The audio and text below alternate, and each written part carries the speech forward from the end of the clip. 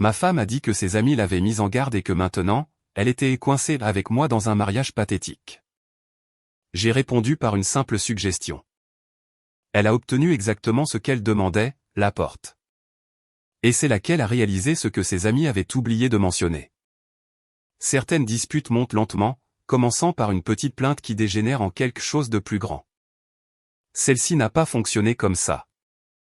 Celle-ci a commencé avec Chloé claquant son verre de vin sur la table et annonçant que chacune de ses amies avait essayé de la mettre en garde contre le fait de m'épouser. Et la voilà, piégée dans ce qu'elle appelait une excuse pathétique de mariage. Oui, juste comme ça. Pas d'échauffement, droit à la jugulaire.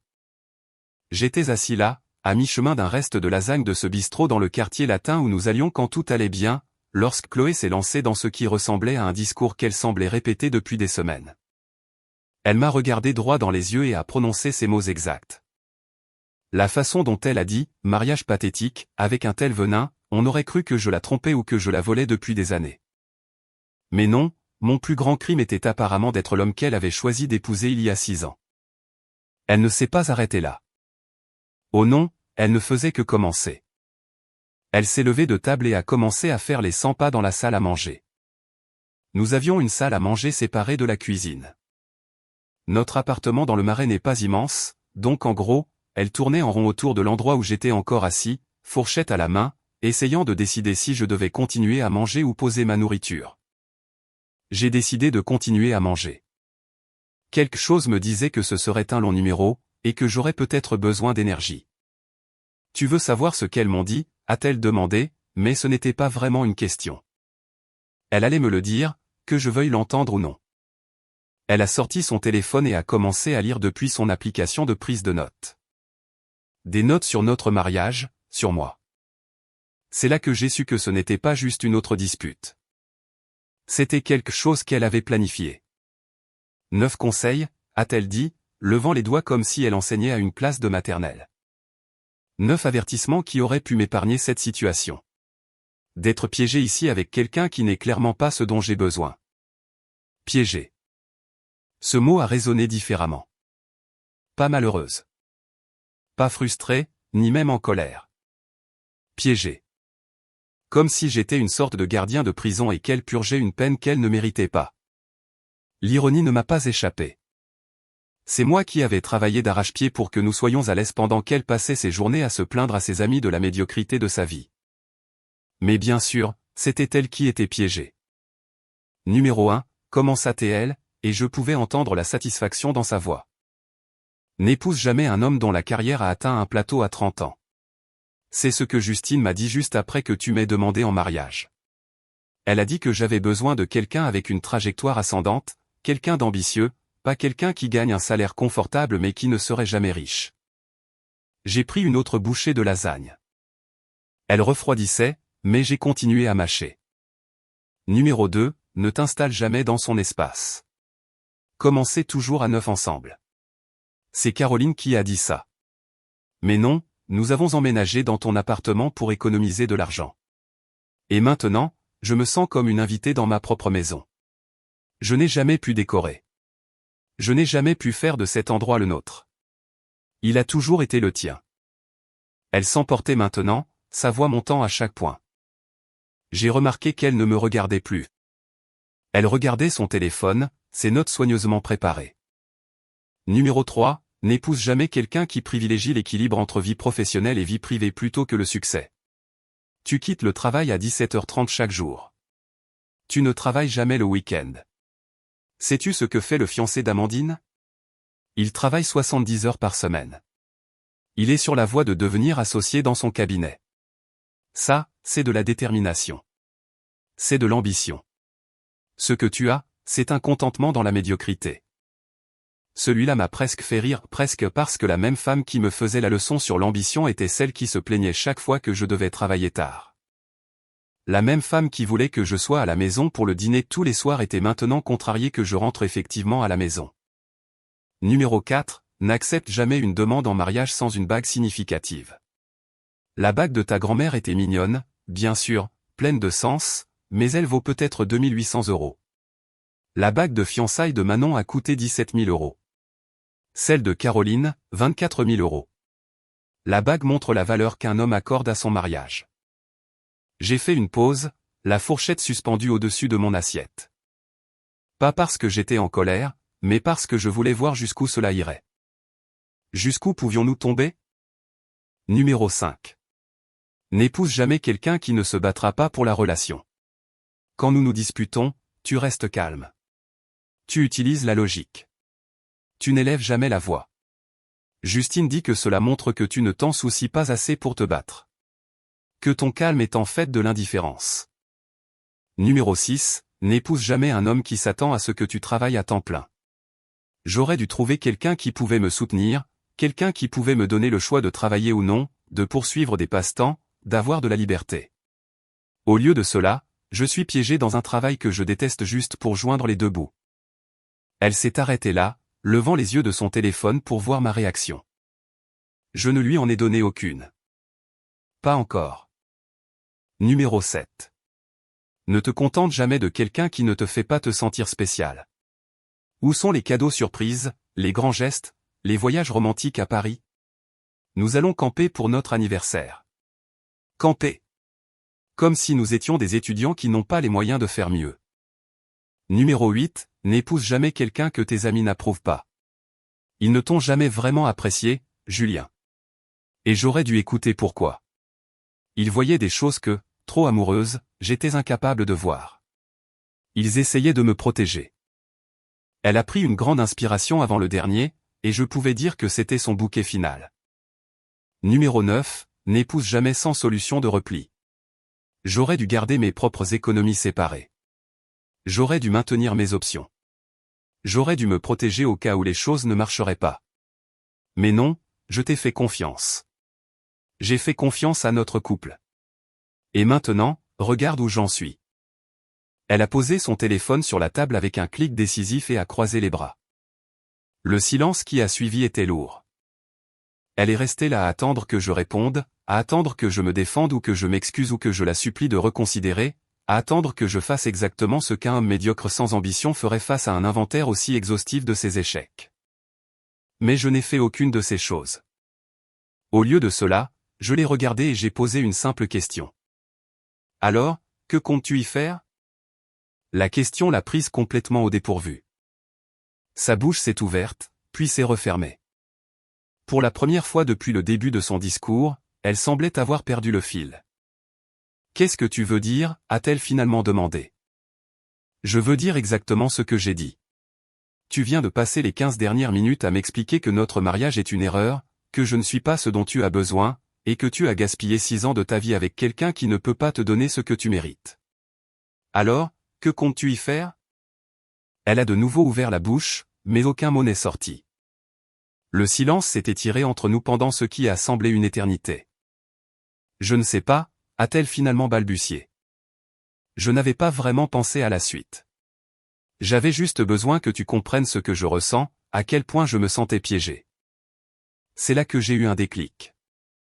Elle n'avait pas pensé à la suite parce que tout ce discours ne visait pas à trouver des solutions.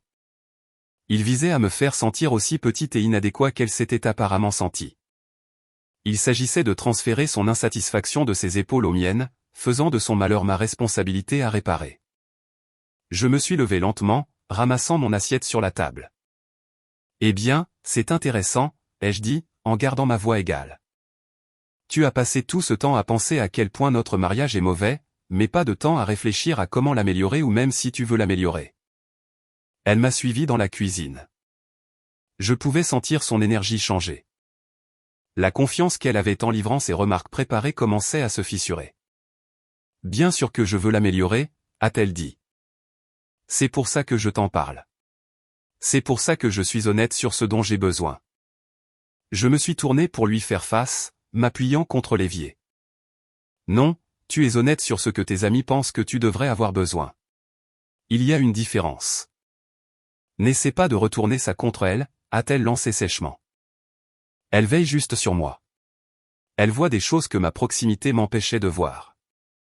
Comme quoi, exactement, ai-je demandé. Quelles choses terribles ont-elles observé sur notre mariage que tu n'as pas vu? Elle a arrêté de faire les 100 pas et a croisé les bras. Puis elle s'est remise à bouger, mais cette fois, cela ressemblait moins à une procureure présentant son cas qu'à quelqu'un essayant de se souvenir de répliques qu'elle avait oubliées. Comme le fait que tu te contentes de l'ordinaire, a-t-elle dit. Comme le fait que tu ne te pousses pas à accomplir plus, à fournir plus, à être plus. J'ai hoché la tête lentement. Donc tes amis pensent que je devrais être plus ambitieux, plus performant, plus riche, vraisemblablement? Il ne s'agit pas d'argent, a-t-elle dit. Mais la façon dont elle l'a dit m'a fait comprendre qu'il s'agissait absolument d'argent. Alors de quoi s'agit-il? Il s'agit de détermination. Il s'agit d'avoir des objectifs au-delà de simplement s'en sortir. Et quels objectifs as-tu, ai-je demandé. À part épouser quelqu'un qui gagne plus d'argent que moi, je veux dire. Cela a arrêté ses allées et venues. Qu'est-ce que tu veux dire? Je veux dire, dans toutes ces conversations avec tes amis sur mon inadéquation, que leur as-tu dit sur tes propres objectifs, tes propres ambitions, tes propres plans pour contribuer à cette vie meilleure que tu penses mériter? Elle m'a regardé comme si je lui avais demandé de résoudre une équation de calcul différentiel de tête.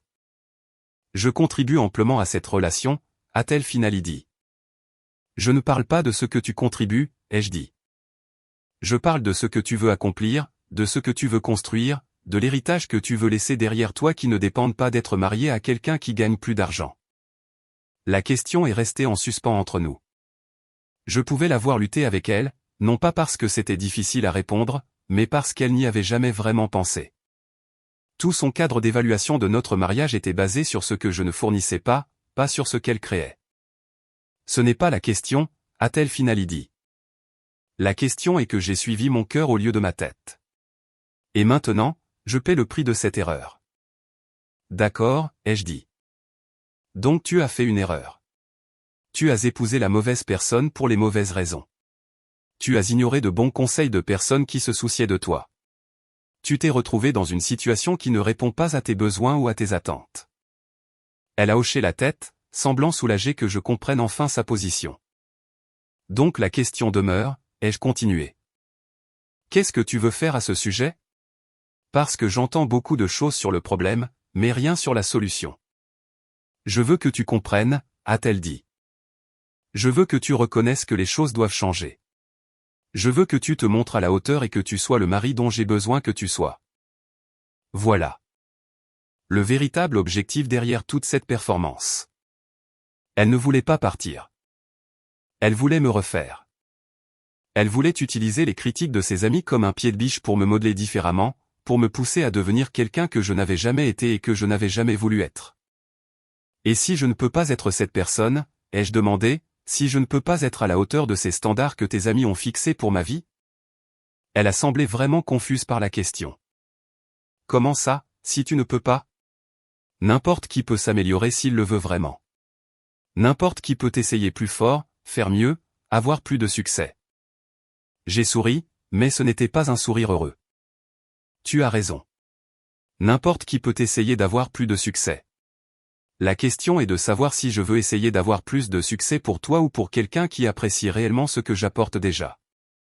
Maintenant, elle avait l'air inquiète. Ce n'était pas la direction qu'elle avait prévue pour la conversation. Elle s'attendait à une résistance, suivie d'une capitulation, suivie de promesses de faire mieux. Elle ne s'attendait pas à ce que je commence à me demander si elle valait l'effort. Qu'est-ce que tu dis, a-t-elle demandé. Je dis que peut-être tes amis avaient raison sur une chose.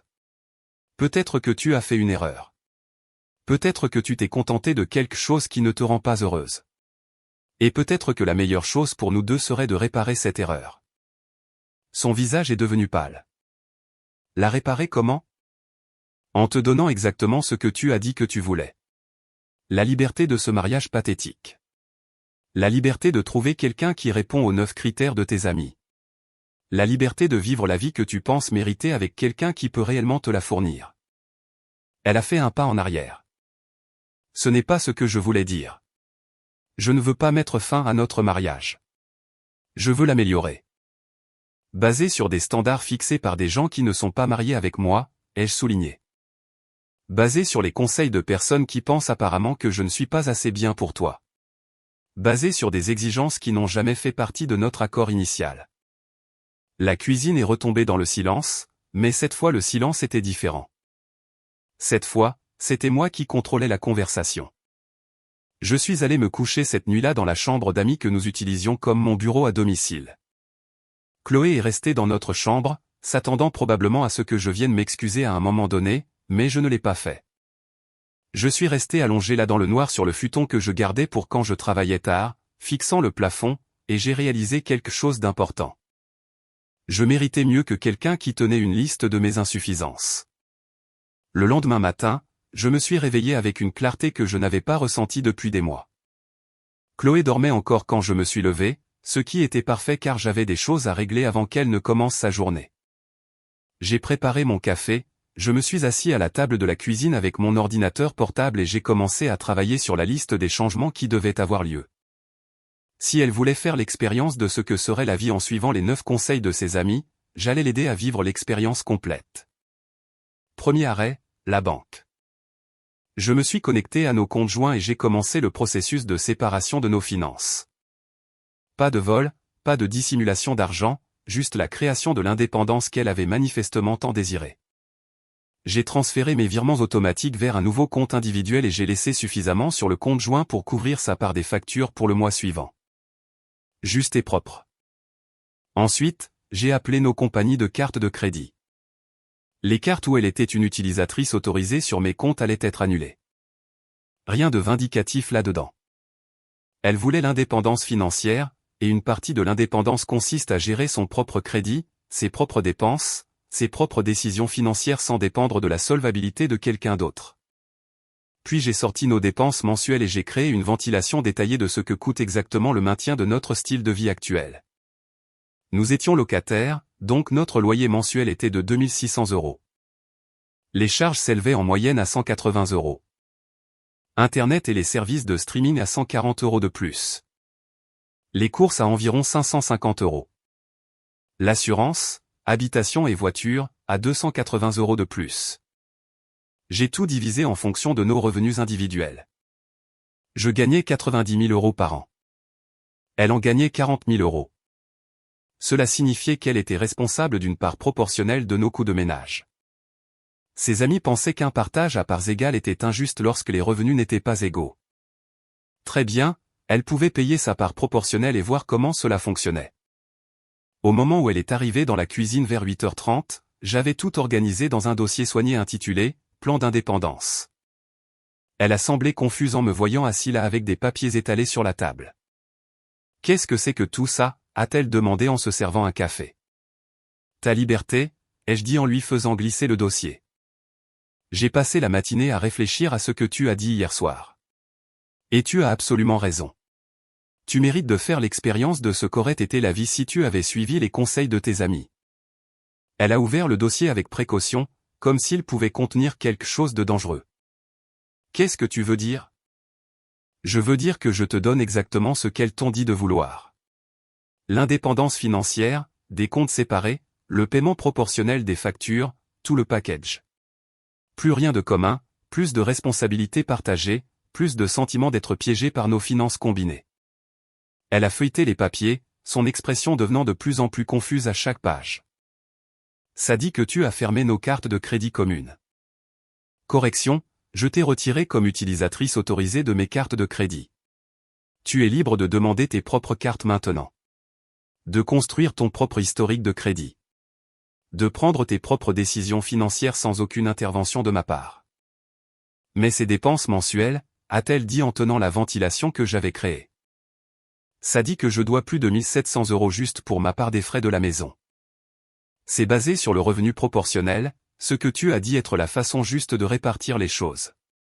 Ton revenu représente environ 31% de notre revenu combiné, donc tu es responsable de 31% de nos dépenses combinées. Les mathématiques sont belles pour ça. Elle a regardé les chiffres comme s'ils étaient écrits dans une langue étrangère. Je ne peux pas me permettre ça. Mon salaire ne me laisse pas de marge pour 1700 € de frais de maison, plus ma propre nourriture, mon essence, et tout le reste. J'ai hoché la tête avec sympathie. Je sais. C'est probablement pour ça que tes amis ont suggéré d'épouser quelqu'un qui pourrait couvrir tous les coûts majeurs tandis que tout ce que tu contribuerais serait considéré comme un bonus. Malheureusement, tu n'as pas suivi ce conseil, alors maintenant tu vas faire l'expérience de l'alternative. C'est ridicule, a-t-elle dit, mais sa voix manquait de la conviction qu'elle avait la veille. Tu es mesquin et vindicatif. En fait, je suis serviable. Tu as dit que tu te sentais piégé dans un mariage où l'on s'attendait à ce que tu contribues à parts égales alors que tu ne gagnais pas à parts égales, alors j'ai arrangé ça. Maintenant, tu contribues proportionnellement, et tu es libre de prendre toutes tes propres décisions sur la façon dont tu dépenses ton argent. Elle s'est assise lourdement sur la chaise en face de moi. Ce n'est pas ce que je voulais dire. Alors qu'est-ce que tu voulais dire? Parce qu'hier soir, tu m'as donné une liste très détaillée de tout ce qui n'allait pas dans notre arrangement. Ce matin, j'ai résolu ces problèmes. Je pensais que tu serais reconnaissante. Je voulais dire que les choses devaient s'améliorer, pas que tout devait être séparé. Je me suis penché en arrière sur ma chaise. Tu vois, c'est ce qui est intéressant avec les conseils. Tes amis ne te disaient pas comment améliorer notre mariage. Elles te disaient comment éviter d'être dans notre mariage en premier lieu. Il y a une différence. Elle est restée silencieuse un long moment, fixant toujours les papiers. Alors, que se passe-t-il maintenant? Maintenant, tu vas faire l'expérience des 9 conseils simultanément. Tu vas pouvoir entretenir ton propre appartement si tu en veux un. Tu vas pouvoir gérer tes propres finances complètement. Tu vas pouvoir prendre des décisions basées sur ce que tu veux, pas sur ce que nous voulons en tant que couple. Tu vas pouvoir explorer tes options et découvrir ce que tu veux vraiment de la vie.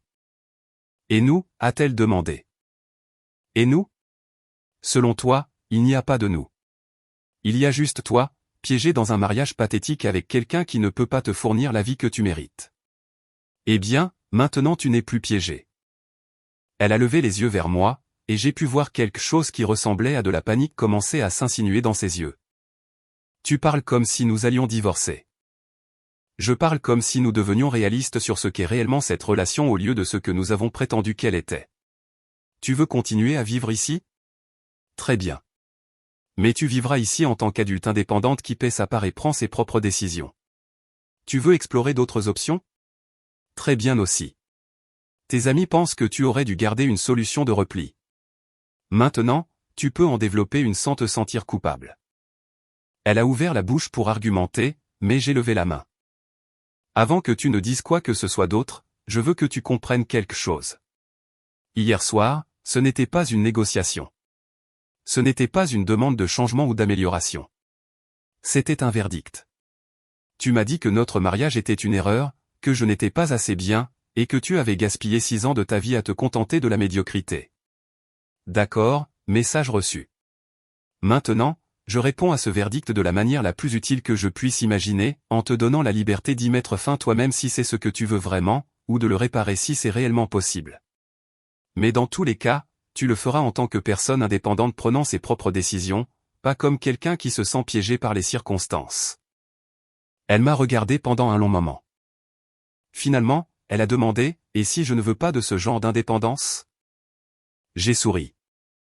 Alors peut-être aurais-tu dû y penser avant de passer la nuit dernière à m'expliquer exactement pourquoi notre arrangement actuel était une si terrible erreur.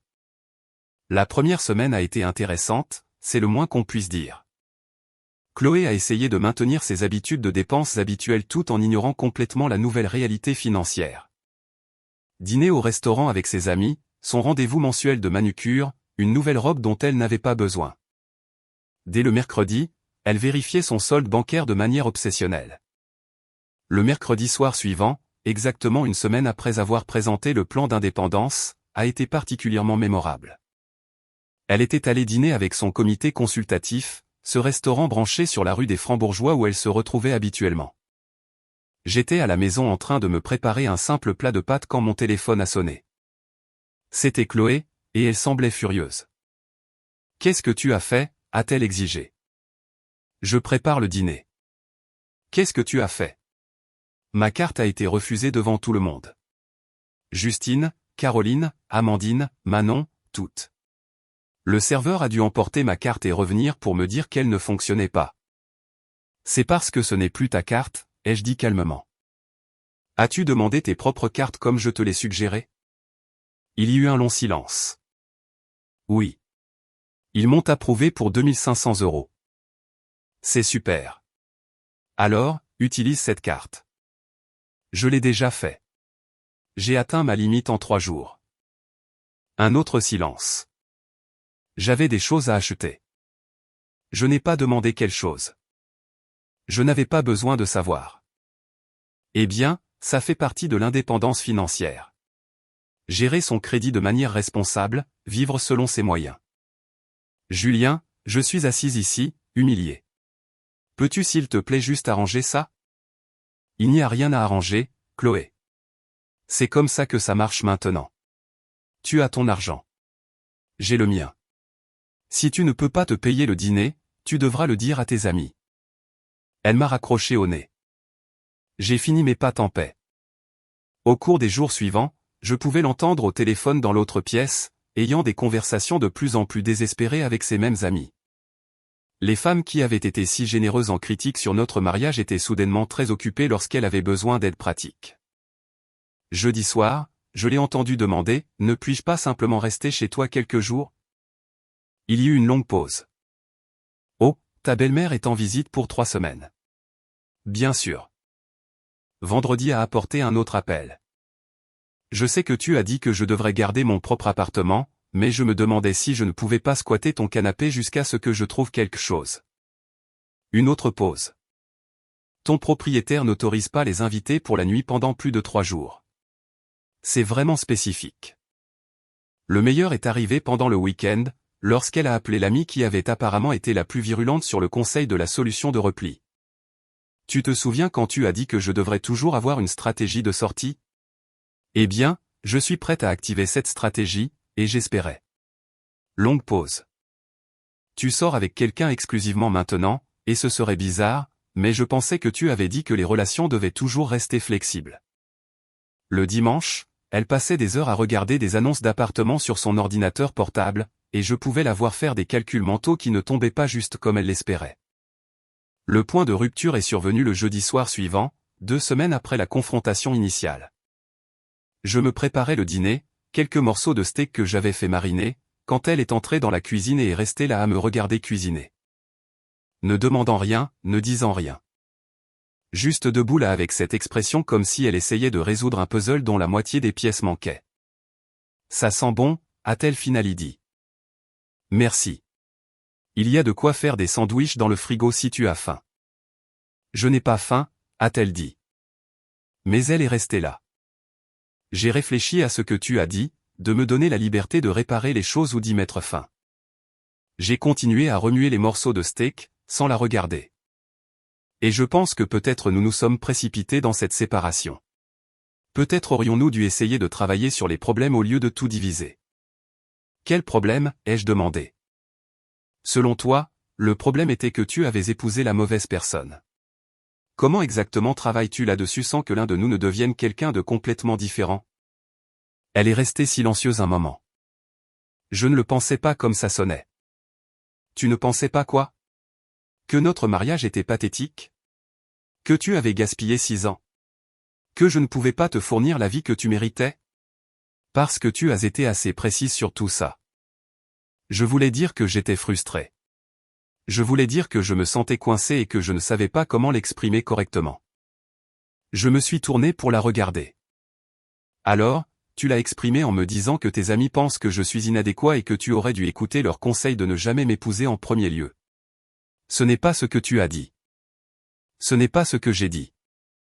En fait, c'est exactement ce que tu as dit. Mot pour mot. J'ai une assez bonne mémoire pour les conversations qui changent tout. Elle s'est appuyée contre le comptoir, l'air plus abattu que je ne l'avais vu depuis le début de toute cette histoire. J'ai essayé de trouver mon propre logement, et tout ce qui est dans notre gamme de prix est soit horrible, soit loin en banlieue. Et les endroits décents demandent le premier mois, le dernier mois, et une caution qui représente plus que ce que je gagne en 2 mois. Cela semble en effet difficile, ai-je dit, en retournant à ma cuisine.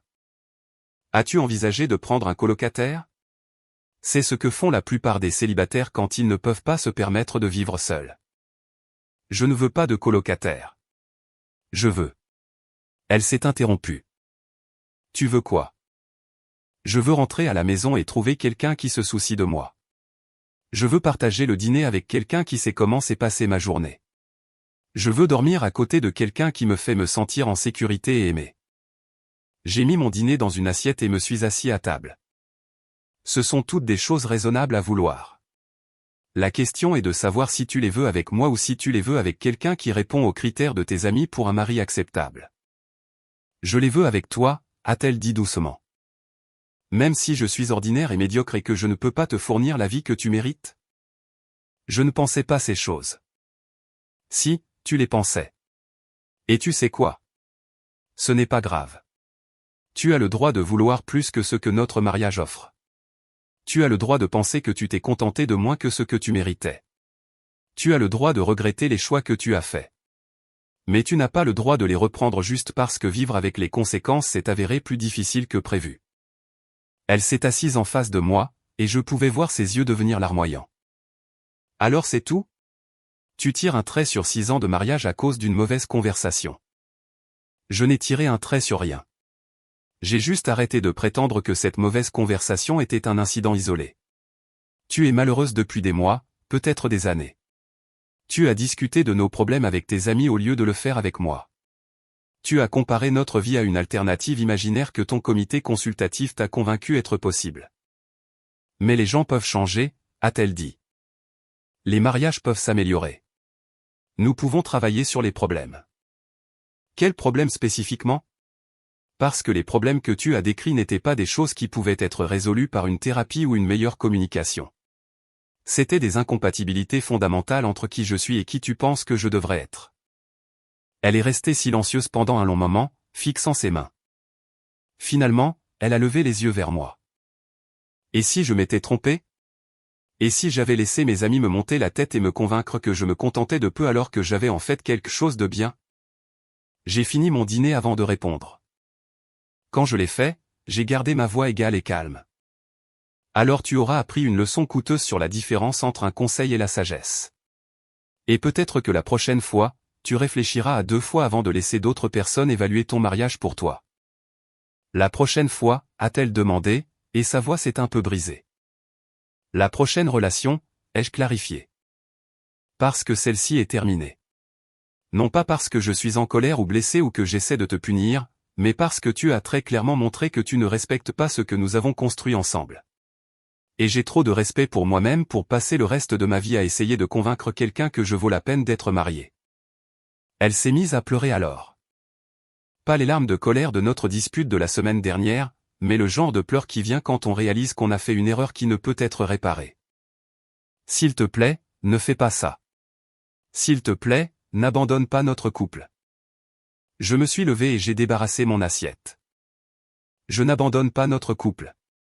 Il n'y a plus de couple. Il y a juste toi, enfin libre de suivre les 9 conseils que tes amis t'ont donnés. Et moi, enfin libre de trouver quelqu'un qui n'a pas besoin d'un comité pour lui dire si je vaux la peine d'être aimé. Les jours suivants se sont déroulés dans un silence glacial. Nous nous déplacions dans l'appartement comme des fantômes, existant dans le même espace mais menant des vies complètement séparées. Elle allait au travail, rentrait à la maison, regardait des annonces d'appartements sur son ordinateur portable. Je cuisinais pour moi, mangeais seul et passais des appels à un avocat spécialisé en divorce. Les papiers du divorce étaient sur la table de la cuisine quand elle est descendue le vendredi matin. Je les avais fait préparer pendant ces jours tranquilles. Rien de compliqué puisque nous avions déjà séparé nos finances et n'avions ni enfants ni biens importants à nous disputer. Propre, simple, final. Elle les a vus immédiatement et s'est figée dans l'embrasure de la porte. Qu'est-ce que c'est? Tes papiers de liberté, ai-je dit, sans lever les yeux de mon café et de mon téléphone. Tout ce que tu as dit vouloir, tout officiel et légal. Elle les a pris avec des mains tremblantes. Tu ne peux pas être sérieux. Très sérieux. J'ai réfléchi à ta situation toute la semaine, et j'ai réalisé que je ne t'avais pas encore donné mon conseil. Tu as partagé 9 conseils de tes amis, mais je n'ai jamais eu l'occasion de contribuer à la conversation. Ton conseil, a-t-elle demandé en s'affaissant sur la chaise en face de moi. Justin. Bien plus simple que 9. Bien plus facile à retenir. J'ai posé mon téléphone et l'ai regardé directement. Le voici. Quand tu dis à quelqu'un qu'il n'est pas assez bien pour toi, crois-le quand il est d'accord avec toi. Son visage est devenu pâle. Ce n'est pas ce que je voulais dire. Bien sûr que si. Tu as passé une soirée entière à expliquer exactement pourquoi je n'étais pas le mari dont tu avais besoin, pourquoi notre mariage était une erreur, pourquoi tu avais gaspillé des années à te contenter de la médiocrité. Eh bien, j'ai écouté. J'ai été d'accord. Et maintenant, je résous le problème en divorçant de toi. En te libérant pour que tu puisses trouver ce que tu veux vraiment au lieu de rester piégé avec ce que tu ne veux pas. Tu as dit toi-même que tu te sentais piégé dans un mariage pathétique. Problème résolu. Elle s'est remise à pleurer, mais cette fois je n'ai pas ressenti l'envie habituelle de la réconforter. J'ai fait une erreur. J'étais en colère et frustré, et j'ai dit des choses que je ne pensais pas. Tu as dit des choses que tu pensais depuis des mois, peut-être des années. Tu as dit des choses que tes amis te disaient de dire. La seule erreur que tu as faite a été de penser que je resterais là pour être ton plan de secours pendant que tu déterminais si tu pouvais trouver mieux. Ce n'est pas juste. Je me suis levé et j'ai rempli ma tasse de café. Ce qui aurait été juste, c'est d'avoir cette conversation avant que tu ne passes des mois à te plaindre de moi à tes amis.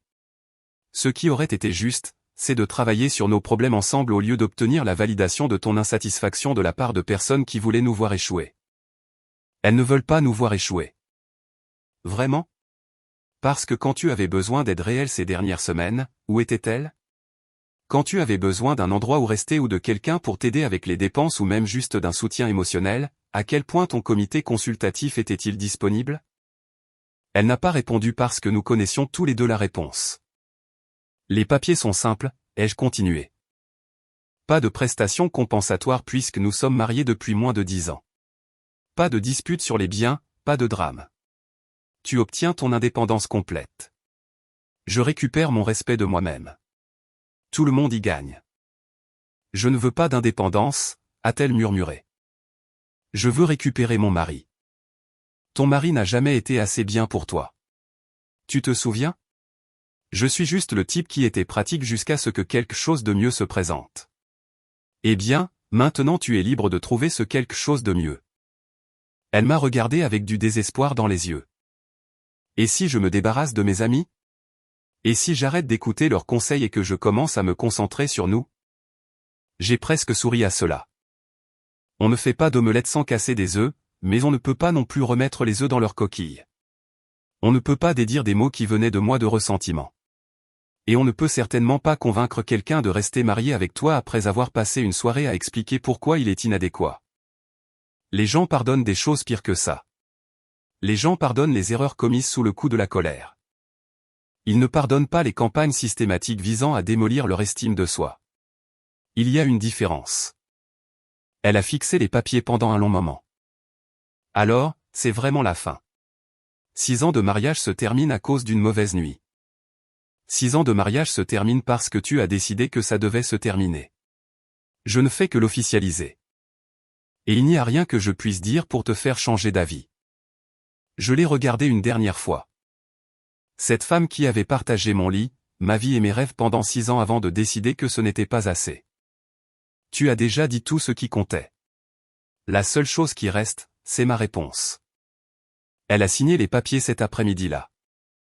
Le soir, elle passait des appels, sa voix désespérée alors qu'elle essayait de savoir où aller et comment se le permettre. Au cours des 3 semaines suivantes, je l'ai regardée se démener. Elle a trouvé une chambre à Belleville avec 2 étudiants qu'elle connaissait à peine.